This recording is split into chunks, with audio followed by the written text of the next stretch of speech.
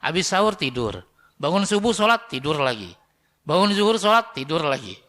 Asar ya bangun sholat tidur lagi. Itu nggak apa-apa. Jauh lebih baik ketimbang dia bangun tapi ngomongnya nggak benar. Ya benar juga ya melakukan hal-hal maksiat. Karena ketika ada dua pilihan tadi, tidur jauh lebih baik.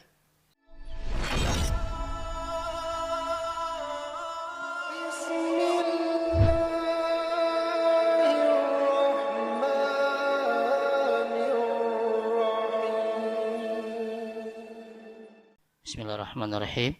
Assalamualaikum warahmatullahi wabarakatuh. Alhamdulillah wassalatu wassalamu ala rasulillah wala hawla wala quwata illa billah ma ba'd.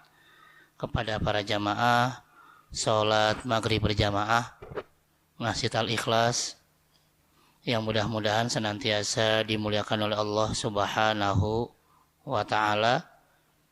Pertemanan utama, marilah kita panjatkan puji syukur kehadirat-Ilahi Rabbi Allah Subhanahu wa taala. Kemudian salawat serta salam tak lupa kita aturkan kepada baginda Rasulullah sallallahu alaihi wasallam, juga kepada keluarganya, para sahabat dan kepada seluruh umatnya yang senantiasa istiqomah dalam menjalankan ajaran-ajarannya, dan mudah-mudahan termasuk kita di dalamnya. Para jamaah hababallahi wa rasulih, ayat 25 ini dimulai dengan berita gembira ya. Kalau sebelumnya 23 24 itu berita duka ya, peringatan karena bicara tentang orang-orang kafir yang mengingkari atau ragu dengan Quran. Tapi 25-nya sebaliknya, wabasyir, sampaikanlah wahai Muhammad ya kabar gembira, alladzina amanu, kepada orang-orang yang beriman, wa amilus solihat, dan orang-orang yang beramal soleh. Ya, jadi balance nih di sini. Ya. Untuk orang-orang kafir maka mendapatkan siksa kalau dia tidak mau masuk Islam, tidak mau beriman kepada Al-Qur'an. Sedangkan jelas orang-orang yang beriman dan beramal soleh maka ya dimulai dengan kata-kata wabasyir, berilah kabar gembira. Ya, apa yang didapatkan dari orang yang beriman dan beramal soleh? Annalahum jannatin tajri min tahtihal anhar, bahwa orang yang beriman dan beramal soleh disediakan surga yang di bawahnya mengalir sungai-sungai. Dijelaskan lagi kenapa sih kok harus surga? Ya, karena ada hal-hal yang tidak terbayangkan oleh kita, di antaranya kullama ruziqu minha min thamaratir rizqa qalu hadzal ladzi ruziqna min qablu wa utubihi mutasyabiha. Rizki yang Allah berikan kepada penduduk surga berupa buah-buahan misalnya, mereka mengatakan bahwa ini rizki yang pernah diberikan kepada kita dulu di dunia. Karena memang ya buah-buahannya mirip, bentuknya mirip, warnanya mirip. Cuma rasanya yang beda, jauh lebih nikmat di surga. Gitu ya. Nah, kenapa dibilang mirip? Karena dilihat dari dari jenisnya dan juga warnanya. Tapi sedangkan rasanya jauh berbeda, jauh lebih nikmat yang ada di surga. Apalagi bonusnya, walahum fiha azwajun mutahharah, memperoleh pasangan-pasangan yang suci di sana. Ya, kenapa dibilang suci? Pertama, sucinya ya di surga itu enggak lagi buang air kecil, enggak ada buang air besar. Ya, jadi di surga enggak ada toilet. Karena emang enggak kepake. Lalu kata Nabi, ya, dari mana terus? Ya, BAB sama BAK-nya keluarnya lewat keringat. Dan keringatnya itu harum. Ya, jadi Rexona dan apapun juga itu nggak laku di sana, karena sudah harum keringat kita. Ya, juga perkataan-perkataan yang kasar sudah tidak ada lagi. Makanya disebutnya pasangan yang suci, suci dari penglihatan. Nanti kalau kita lihat misalnya di surat Ar-Rahman dijelaskan tuh bagaimana Bidadari itu yang suci, tidak pernah dilihat oleh manusia dan jin sekalipun. Ya, perkataan juga bukan perkataan-perkataan yang kasar, perkataan yang tidak berguna, tidak ada di sana. Ya. Apalagi, nah ini yang terakhir, wahum fiha khalidun. Kenikmatan ini semua sifatnya kekal, abadi. Beda dengan dunia. Ya, dunia seberapapun nikmatnya sementara. Ya kan? Begitu sakit udah hilang tuh nikmat. Ya, apalagi udah makin usia makin tinggi kan, ada aja tuh. Ya, makan ini salah, kolesterol, makan ini salah, gula, makan ini salah, bingung. Bentrok sana sini, di sana nggak ada lagi. Ya, sehingga para ahli tafsir mengatakan katsiron ma ta'qubu ayatul wa'di wat tabsyir ayatil wa'id wat tahdzir. Ya, ini yang pertama, bahwa katsir, ya, banyak ayat yang berisi tentang janji dan kabar gembira diiringi dengan ayat peringatan dan ancaman. Ya, sebagai apa? Pilihan buat kita. Ya. Mau pilih yang mana? Mau milih ayat yang sifatnya janji dan kabar gembira, atau mau milih ayat yang isinya peringatan dan ancaman? Mau yang mana? Ya. Padahal sebelumnya kan dijelaskan tuh di 2324, wa in kuntum fi raibim mimma nazzalna ala abdina, ya, bagi orang yang ragu dengan Quran, maka Allah ancam nanti bahwa mereka akan masuk neraka. Ya. Ini biasanya akan ada terus. Ya, nanti di banyak ayat ada kata-kata basyiron wa nadhiron. Rasul itu pemberi kabar gembira berupa surga, sekaligus juga pemberi peringatan, ancaman neraka buat orang-orang yang menolak ajaran Islam. Itu ya. Itu apa contohnya? Lihat di sini. Padahal ini bicara surga nih. Di surat 47 ayat 15, surat Muhammad. Ya, bismillahirrahmanirrahim. Mathalul jannati allati wa'idal muttaqun. Perumpamaan surga yang dijanjikan kepada orang-orang yang bertakwa. Apa itu? Fiha anharum mimma'in ghairi asinin. Ada sungai-sungai yang airnya tidak payau, alias airnya murni. Ya. Lalu kalau bosan dengan itu, Allah kasih pilihan lagi. Dan ini bukan air jerigen ya, tapi sungai. Wa anharun min labanin lam yataghayyar ta'muh. Ada sungai-sungai di surga itu isinya air susu yang rasanya nggak berubah. Ya. Kita kalau ya disiapkan susu, udah disiapkan pagi, sore nggak diminum gimana? Udah turun tuh, udah basi. Ini nggak akan pernah berubah. Dan yang Allah kasih sungai, nggak cuma minum, mau berendam juga boleh, silahkan. Mau berenang pun boleh. Ya, masih kurang puas dengan itu, Allah kasih lagi yang lain. Wa anharun min khamrin ladzatin lisyaribin. Ada sungai-sungai khamr. Jadi buat di dunia dilarang, haram khamr di dunia. Tapi di surga bebas, dan itu anhar, sungai. Ya, makanya kalau di sini disuruh berhenti mabuk, berhenti aja dulu, nggak lama kok. Ya, kita meninggal di surga udah bisa mabuk sepuasnya, tapi nggak mabuk sih di sana. Cuma rasanya luar biasa. Ya, jadi khamr aja halal di surga. Di surga ya, bukan di sini ya. Di sini haram. Apalagi wa anharun min asalin musaffa. Lalu ada sungai-sungai dari madu yang murni. Ini baru kenikmatan yang luar biasa. Kita gimana ngebayangin, baru ngomongin sungai, belum yang lain. Tapi lagi-lagi tadi Allah compare. Allah jelaskan bahwa ketika ada kebaikan, ada keburukan di sana. Ketika ada kabar gembira, ada peringatan. Ya.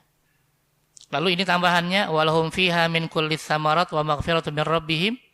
Ya, Allah berikan juga segala macam buah-buahan dan ampunan dari Allah. Tapi di sisi lain, Allah peringatkan, kaman huwa khalidun finnar. Tapi ada orang yang memilih neraka, bahkan kekal di neraka. Sama nggak kira-kira kenikmatan surga dengan azab neraka? Apa tuh yang Allah berikan buat neraka? Wasukuma'an hamiman.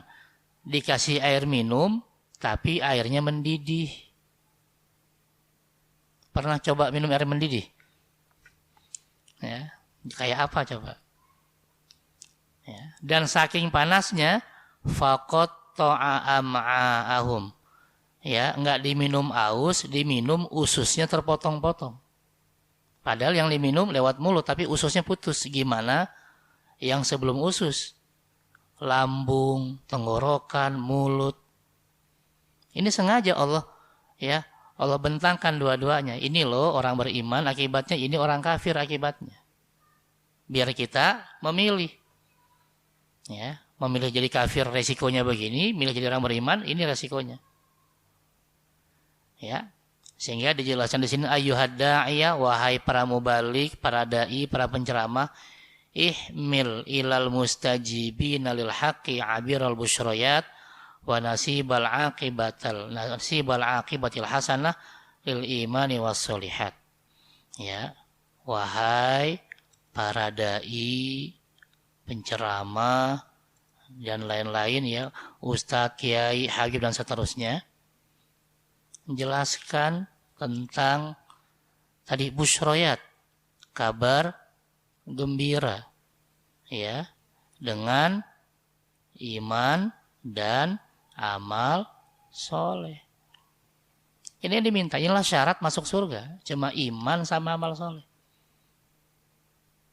Ya, sesederhana itu. Dijelaskan di sini, jannah jama'at kullal ladza'is min maskan wa mat'am wa mankah. Ya, wa kanal khulud fiha tamam na'imiha wal aman min zawali sururiha alla tastahiqqut tashmir laha. Ya, surga itu ya, itu memang mirip-mirip dunia secara singkat. Ya, tapi di sana ada semua kenikmatan dari maskan. Ada tempat tinggal. Ada mat'am, ada makanan. Lalu ada mankah, ya, nikah, ada pasangan di sana. Tapi yang membedakan selain tiga hal ini adalah al-khulud, kekal. Ya, kita walaupun di dunia ada punya tempat tinggal, punya makanan, punya pasangan, tapi nggak kekal. Beda dengan di sana. Ya, jadi rugi kalau orang mengorbankan surganya hanya untuk dunia. Itu maksud dari penjelasan ini. Itu ya. Sehingga diterangkan lagi tentang surga di surat 43 Az-Zukhruf ayat 71. Apa sih sebenarnya kesenangan surga itu?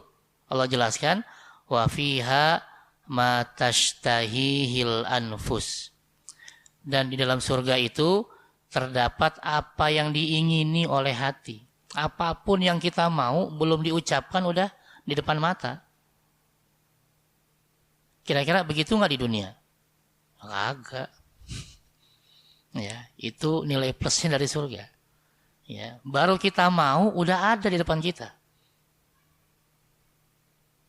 Apalagi wa taladzul a'yun, dan dipandang sedap oleh mata.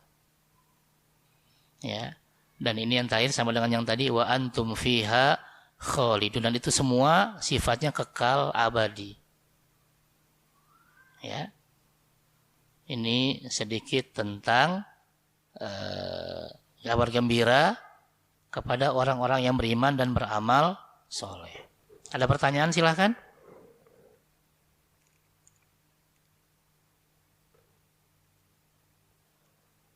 Iya, silahkan. Waalaikumsalam warahmatullahi wabarakatuh.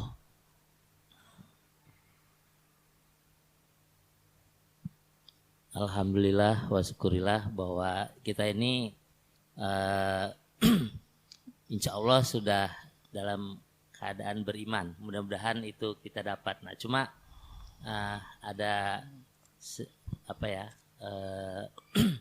pertanyaan dalam hati saya itu, iman itu kan artinya seperti orang masuk Islam itu kan dia bersahadat.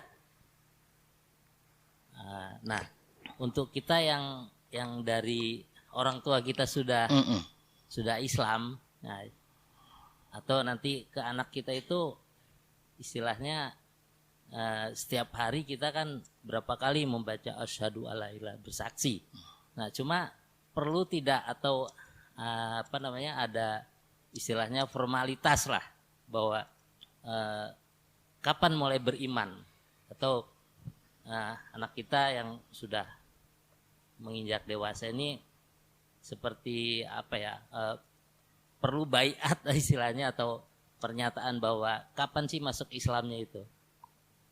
Nah, itu karena kita nih membaca memang ya tahu juga artinya, cuman untuk istilahnya mendeklarasikan gitu loh Pak. Itu aja mungkin Pak Ustadz untuk pencerahannya. Jadi seolah kapan kita ini secara formal atau kemudian kita mendidik anak kita bahwa harus mengenalkan Allah, keberadaan Allah, sifat-sifat dan lain-lain. Nah, terus perlu juga atau mohon tuntunannya untuk seperti persingkat aja Pak. Untuk pernyataan bahwa kita beriman. Itu aja. Terima kasih Pak. Assalamualaikum warahmatullahi wabarakatuh. Assalamualaikum warahmatullahi wabarakatuh. Oke, yang lain? Iya. Assalamualaikum warahmatullahi wabarakatuh. Waalaikumsalam warahmatullahi wabarakatuh. Terkait dengan berita kabar gembira tentang surga gitu ya. Mungkin kalau manusia kan memang kan cuma ada dua pilihan antara keimanan dan ketakwaan dan fajur ya. Jalan kefajuran gitu. Nah, ada satu golongan manusia yang Allah hilangkan ingatannya, yaitu orang-orang ODGJ gitu ya. Mungkin perlu penjelasan lagi Ustaz. Orang-orang tersebut makomnya ada di mana? Itu yang pertama, posisi Allah menempatkan mereka. Kemudian, apakah mereka juga merasakan kenikmatan yang dirasakan oleh orang beriman?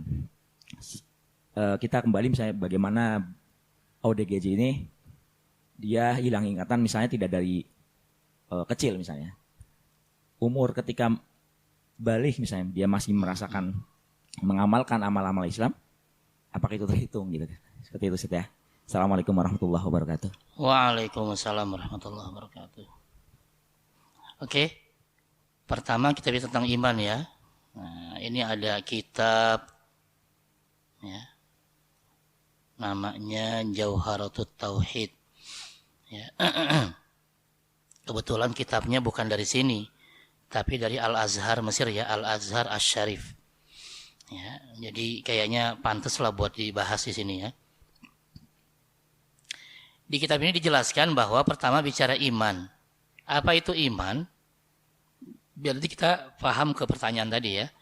Iman itu artinya yakin ya, tanpa ragu.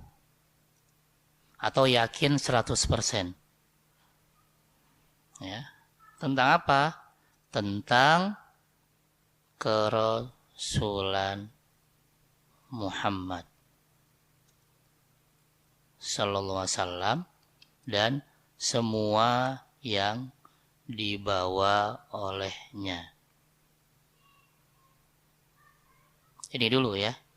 Jadi kalau nggak sampai sini berarti imannya masih bermasalah.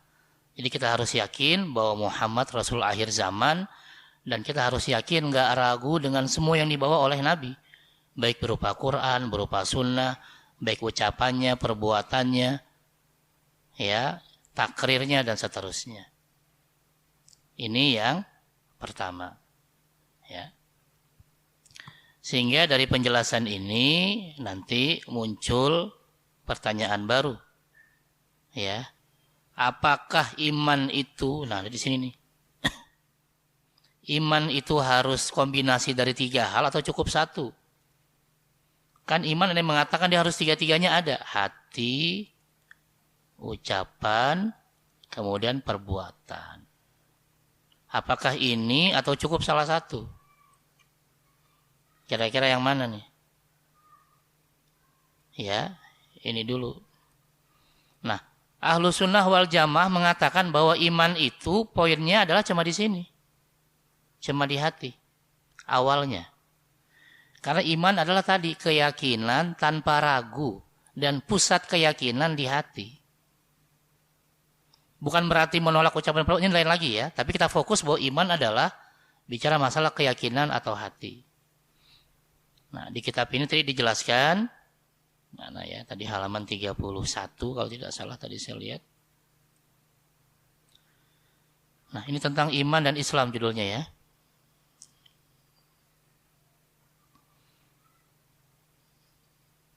Nah, dari mana kita tahu bahwa iman itu fokusnya di hati? Karena ada dalilnya di sini tentang sebentar. Nih, ya, surat Al-Mujadalah surat 58 ayat terakhir ayat 22. Bismillahirrahmanirrahim. Ulaika kataba fi qulubihimul iman. Mereka itulah yang ditetapkan oleh Allah dalam hati mereka keimanan. Jadi hatinya yang difokuskan. Itu satu. Kemudian ada doa dari Rasul. Ya.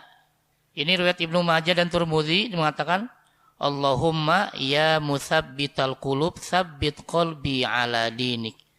Ya Allah, zat yang menguatkan, menetapkan hati, tetapkan hati saya dalam agamamu.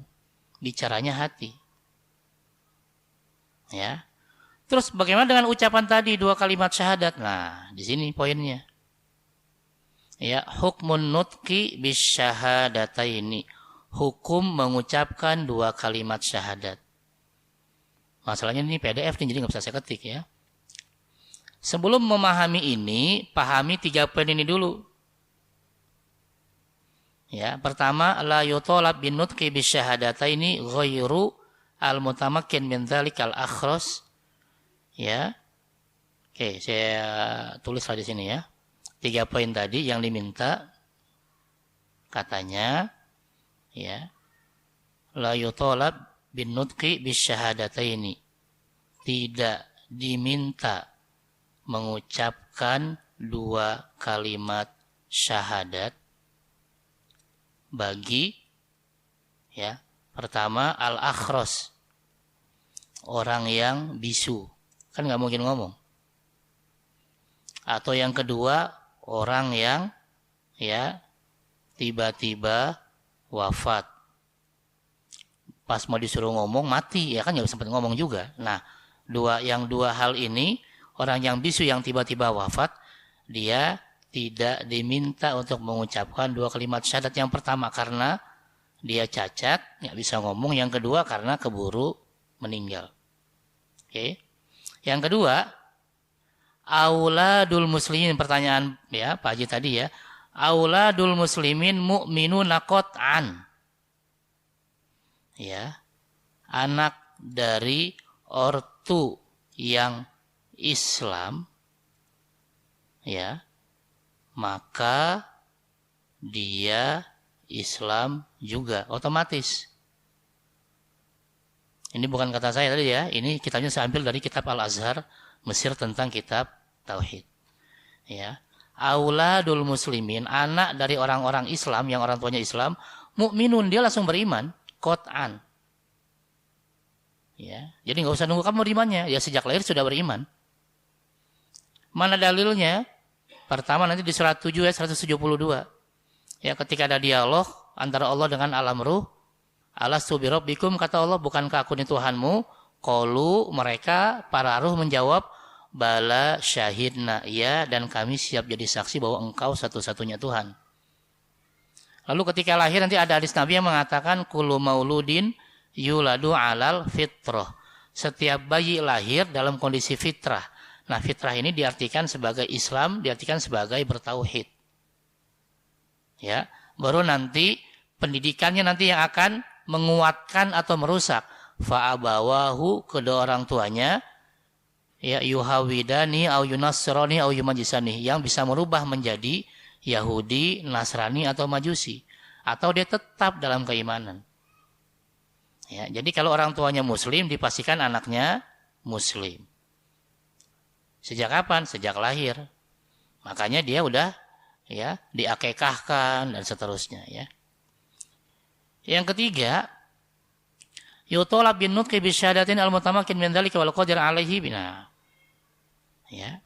Tapi yang diminta mengucapkan 2 kalimat syahadat adalah yang sebelumnya kafir. Ya, siapa yang memang dia lahir dari keluarga di luar Islam, yang pasti kan dirubah, begitu lahir dibaptis. Ya kan? Nah, itu yang diminta untuk mengucapkan 2 kalimat syahadat kalau dia mau masuk Islam. Sedangkan yang orang tuanya Muslim nggak usah. Gitu ya. Nah, baru nanti yang berikutnya, apa hukum mengucapkan 2 kalimat syahadat? Tuh. Baru di sini nanti ulama beda pendapat lagi. Ya. Hukum mengucapkan 2 kalimat syahadat. Ini ada 2. Yang pertama mengatakan bahwa hukumnya sebagai syarat, ya, syarat mengamalkan ajaran Islam. Yang kedua sebagai bagian dari keimanan. Tapi yang kuat adalah yang ini. Ini yang dalilnya kuat. Ini yang dalilnya lemah. Ya. Kenapa? Karena kalau dianggap dia bagian dari keimanan, orang yang tidak mengucapkan 2 kalimat syahadat otomatis belum dianggap muslim. Padahal bisa jadi hatinya sudah yakin, cuma belum mengucapkan 2 kalimat syahadat. Itu ya, sehingga di sini dijelaskan dalam kitab ini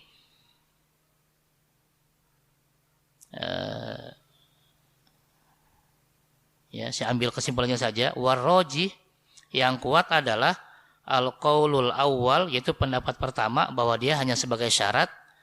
Karena tadi ini dalilnya ulaika kataba fi qulubihimul iman, bahwa iman yang benar adalah yang ada dalam hati. Ya. Itu bicara tentang mengucapkan 2 kalimat syahadat. Ini difokuskan pada orang yang memang dari awal ya enggak mengenal Islam. Entah dia ateis atau dia agamanya bukan Islam, kemudian masuk Islam, maka baru dia diminta untuk mengucapkan 2 kalimat syahadat. Oke ya. Terus apa tadi pertanyaannya?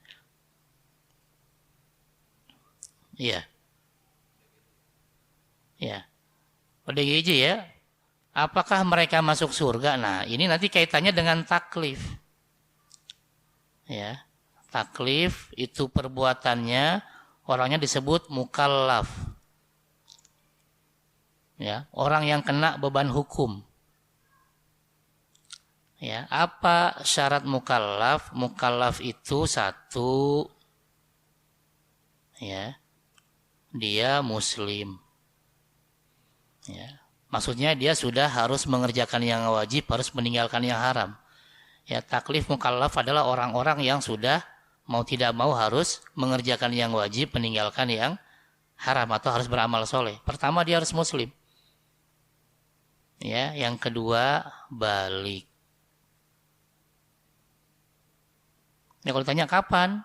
Ya, kalau ada ya orang yang meninggal dan dia belum balik, dipastikan masuk surga, walaupun orang tuanya kafir. Kenapa? Karena dia belum terkena beban syariat. Kita baru diwajibkan sholat, diwajibkan puasa, diwajibkan haji ketika kita sudah balik. Apa itu balik? Balik itu ya perubahan fisik kita. Kalau laki-laki berarti dengan ya sudah keluarnya mani. Kalau perempuan dia sudah haid atau usianya sudah 15 tahun. Ini pilihannya. Jadi kalau laki-laki perempuan sudah 15 tahun tapi belum keluar mani, belum haid, dia sudah dianggap balik. Ya, ini syarat yang kedua. Syarat yang ketiga, nah ini akil, berakal. Jadi yang ODGJ masuk sini enggak? Enggak. Jadi ODGJ gimana? Aman masuk surga. Ya, jadi kalau kita ada keluarga yang maaf cacat mentalnya, harusnya kita ya di satu sisi sedih tapi di sisi lain senang. Kenapa? Dia pasti surga. Karena dia nggak terkena beban syariat, dia nggak diwajibkan sholat, nggak diwajibkan puasa dan seterusnya, nggak ada kewajiban agama, karena dia nggak berakal. Makanya ada anak yang sejak lahir sudah gila sampai meninggal, dia pasti masuk surga. Yang repotnya kita nih, berakal, sehat, tapi susah banget taatnya. Ya, makanya kalau saya ketemu sama teman yang anaknya ada keterbelakangan, saya bilang, aduh bersyukur Pak ya. Iya Pak Ustadz, kalau saya jelasin baru seneng. Kok gitu Pak Ustadz? Iya, karena ini sudah pasti ke surga, nggak bakal dihisap sama Allah. Karena dia harus berakal dan saat itu nggak berakal. Jadi orang yang punya keterbelakangan mental malah aman. Dipastikan masuk surga. Ya. Ya, ini bicara tentang pembebanan syariat. Dia harus Islam, harus balik dan harus berakal. Udah, kalau tiga hal ini aman dan yang terakhir nanti sampainya dakwah. Ya di kota pasti sampai, cuma masalahnya mau ngaji apa enggak. Kenapa ada bahasa ini?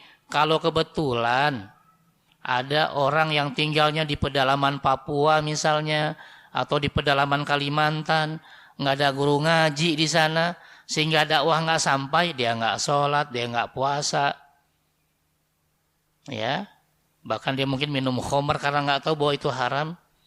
Nanti di akhirat yang ditanya cuma masalah tauhidnya aja. Dia beriman nggak, yakin nggak Allah satu? Kalau yakin aman. Ya, tapi kalau enggak baru bermasalah. Kenapa? Karena masalah-masalah amal soleh tidak ada yang ngajarin. Makanya nanti poin berikutnya adalah sampainya dakwah. Ya, ya ini bicara tentang ODGJ ya. Jadi ODGJ di mana masalahnya? Di poin ketiga.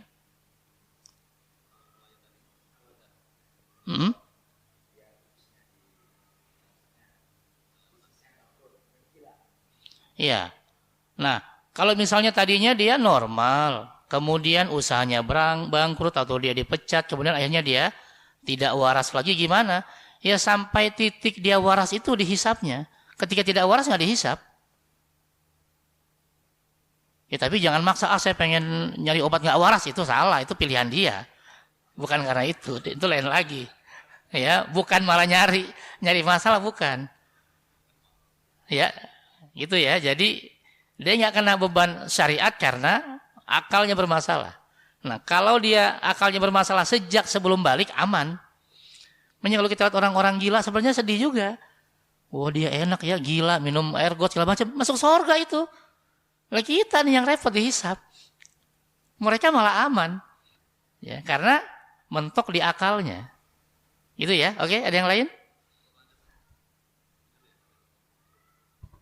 Gitu ya. Jadi bicara tentang taklif atau mukallaf atau tadi mulai terkena beban syariat atau kita harus melaksanakan ajaran-ajaran Islam ya. Ketika 4 hal ini ada pada kita muslim, balik, kemudian berakal sehat, baru dan terakhir sampainya dakwah. Nah, yang 4 ini jangan diakal, oh kalau gitu saya nggak usah ngaji aja Pak Ustadz, kan kalau nggak ngaji saya nggak sampai dakwah. Udah sampai, kitanya nggak mau. Ya, jangan habis ini nggak mau ngaji ya, salah. Karena dakwahnya sudah ada, cuma kitanya nggak mau datang. Gitu ya. Jadi kita alhamdulillah sudah menjadi mukallaf yang terkena beban syariat. Ya, yang diminta cuma 2 sih. Apa tuh? Kalau ada yang wajib, udah kerjakan. Ada yang haram, tinggalkan. Itu doang. Terus kenapa repot? Ya, lu kok ninggalin susah? Lebih susah ngerjain, berandingan ninggalin kan nggak ngapa-ngapain. Ya, ninggalin itu kan nggak ngapa-ngapain, jadi lebih gampang. Makanya ada ulama mengatakan kadang tidur itu, ya, tidur itu malah dianggap sebagai bentuk ketaatan. Kenapa? Karena ada orang-orang yang mungkin tadi hobinya maksiat, hobinya judi, mabok, narkoba. Kemudian dia tidur. Dengan dia tidur, dia nggak jadi judi. Dengan dia tidur, dia nggak mabok. Dengan tidur, dia nggak narkoba. Maka tidur lebih baik buat dia. Ya, jadi jangan disangka bahwa kalau kita meninggalkan yang haram dengan ketaatan, nggak juga. Dengan tidur pun bisa kita meninggalkan yang haram. Yang penting, yang wajib jangan ditinggal. Ya, makanya ada yang memahami ini kemudian begitu masuk bulan puasa kerjanya tidur melulu. Habis sahur tidur. Bangun subuh sholat tidur lagi. Bangun zuhur sholat tidur lagi. Asar ya bangun sholat tidur lagi. Tapi nggak apa-apa. Jauh lebih baik ketimbang dia bangun tapi ngomongnya nggak benar. Ya benar juga ya melakukan hal-hal maksiat. Karena ketika ada 2 pilihan tadi tidur jauh lebih baik. Ya, ketimbang dengan dia tidak tidur dia malah melakukan hal-hal yang dilarang. Yang penting tadi ada yang wajib kerjakan, ada yang haram tinggalkan. Nah, selain dari ini ada yang sunnah dikerjakan lebih bagus, nggak dikerjakan nggak dosa. Ya, ada yang makruh dikerjakan nggak dosa, ditinggalkan dapat pahala. Tapi minimal 2 ini aja. Ini wajib nggak wajib kerjakan. Ini haram nggak haram tinggalkan. Ya, itu bicara amal soleh. Oke. Ada pertanyaan lagi silahkan. Silakan jika ada. Ditawar lagi Pak Ustadz. Ada lagi? Ya, kalau tidak ada, coba saya lanjutkan sedikit tentang amal soleh ya. Apa itu amal soleh? Amal soleh secara sederhana itu, ya, pertama bicara masalah ibadah. Ini amal soleh nih. Atau hubungan kita dengan Allah Subhanahu wa ta'ala. Ya, kalau bicara iman tadi bicara keyakinan, bicara amal soleh pertama bicara ibadah, sholat, zakat, puasa, haji dan seterusnya itu bicara tentang ibadah. Lalu amal soleh juga bicara tentang muamalah, hubungan kita dengan sesama makhluk. Ya, jual beli, ngutang, gadai. Ya. Ini juga harus baik karena itu bagian dari amal soleh. Dan yang ketiga, amal soleh juga adalah akhlak. Ya. Jadi ketika Allah mengatakan, berilah kabar gembira kepada orang yang beriman dan beramal soleh. Beriman dalam artian meyakini tanpa ragu 6 rukun iman. Meyakini tanpa ragu bahwa Allah satu-satunya Tuhan dan seterusnya rukun iman yang 6. Dan siap melaksanakan amal soleh baik berupa ibadah kepada Allah. Kemudian juga muamalah dengan cara yang baik kepada sesama manusia. Dan juga mengedepankan akhlak yang baik atau akhlak karimah. Udah.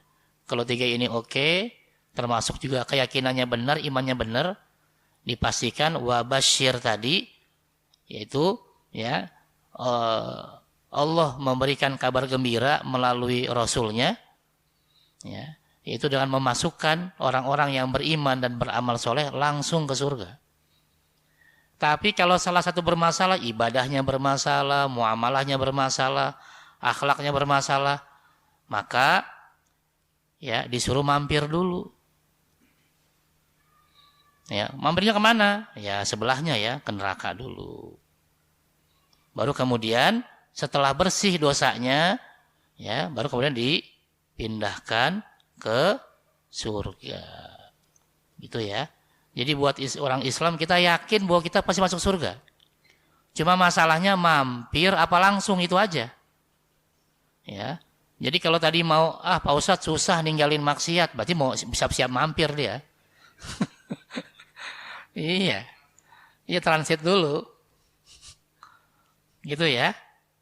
Tapi kalau dia, enggak, saya gampang kok, saya siap ninggalin maksiat, saya siap ninggalin yang haram, siap melaksanakan yang wajib, itu ya pasti langsung ke surga. Emang kalau mampir masalah Ustadz? Ya enggak masalah sih. Ya, karena Allah jelaskan mampir itu ada di surat 22 ayat 47. Ya, ini siap-siap yang mau mampir nih ya, biar tahu. Enggak lama kok. Iya. Ya. Jadi kita nggak kaget kalau nanti mampir. Oh iya bener nih ternyata. Kemarin waktu diomongin sama Ustadz gitu kan. Nih ya, ayat 47. Wa yasta'jiluka bil adzab walan yukhlifallahu wa'dahu wa inna yauman inda rabbika ka alfi sanatin mimma ta'uddun. Nih, orang yang disiksa sehari kata Allah, kata kita mah cuma 1000 tahun. Nggak lama kan? Nggak lama. Sesungguhnya sehari menurut Allah seperti 1000 tahun menurut perhitungan kita. Jadi nanti kalau Allah ketok palu di akhirat, si Fulan bin Fulan disiksa sehari, cuma sehari. Seharinya sama dengan 1000 tahun. Siap? Siap mampir nggak? Hah? Gitu ya. Oh langsung. Nggak apa-apa kalau saya mampir monggo. Gitu ya. Jadi kenapa ini harus diberitahukan biar kita tahu. Aduh kalau mampir nih ngeri nih. Makanya begitu dengar azan, ya siap-siap sholat. Jangan ntar-ntar.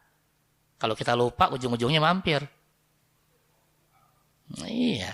Ya ini boleh ngopi. Mau ngopi, mau ngeteh gitu kan. Mau ketemu iblis, silahkan. Ada di sana tempatnya ya.